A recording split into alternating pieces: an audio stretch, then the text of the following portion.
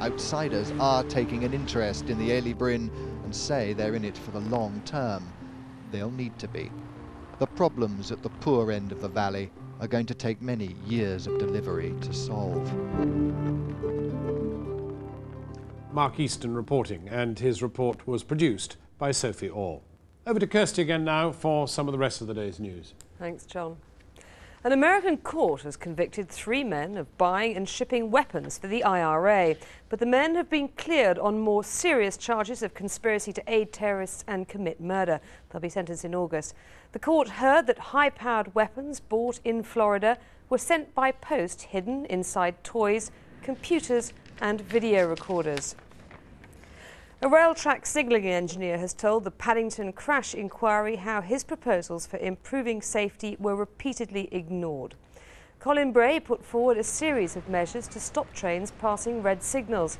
Evidence from internal memos suggests they were rejected because they would cost too much or they would affect Railtrack's revenue.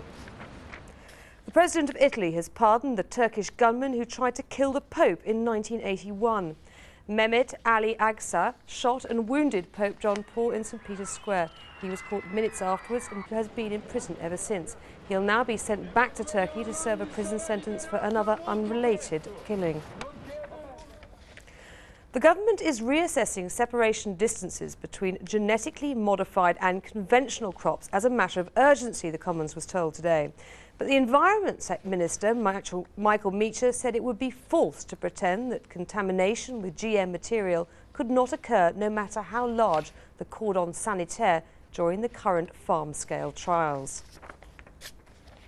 And the inflation figures boosted the markets, easing fears of further interest rate rises this year. The index of 100 leading shares was up by 16 points.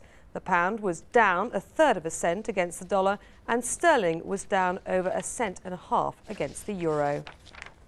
And now on to the weather. Well, tonight, although many places will start dry, rain will spread across most of the country by dawn.